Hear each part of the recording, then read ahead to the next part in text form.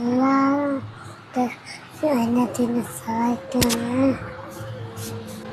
മോൾക്ക് ജനിക്കാൻ തൊട്ട് ലിവറിൽ ക്യാൻസറാണ്. ഇപ്പോൾ 1.5 വർഷത്തോളമായി ചികിത്സയിലാണ്. മോൾക്ക് മാസത്തിൽ 30,000 രൂപയുടെ ഒരു ഗുളിക കൊടുക്കുന്നുണ്ട്. ഇപ്പോൾ 1.5 വർഷത്തോളമായി കൊടുക്കാൻ തുടങ്ങിയിട്ട്. എനിക്ക് ജന്മന കൈക്കും കാലിനും സുഖമില്ലാത്ത ഒരാളാണ്. നിങ്ങളെല്ലാവരും എൻ്റെ മോൾക്ക് വേണ്ടി സഹായിക്കണം.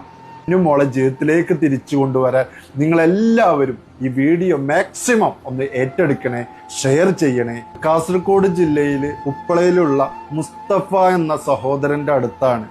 ആ സഹോദരന്റെ പൊന്നു മോളെ ഇത് ജനിച്ച അന്ന് മുതൽ ലിവറിൽ ക്യാൻസറാണ്. ഈ പൊന്നുമോളുടെ ഉപ്പാക്ക് കയ്യിനും കാലിനും വയ്യാത്തതാണ്, ജോലിക്കൊന്നും പോകാൻ കഴിയുന്നില്ല. ഡബ്രാഫിനിപ്പ് എന്ന മരുന്ന് ഏകദേശം 30,000 രൂപയോളം ആവും. 15 വയസ്സ് വരെ മരുന്ന് കൊടുക്കണമെന്നാണ് ഡോക്ടർമാർ നിർദ്ദേശിച്ചിട്ടുള്ളത്.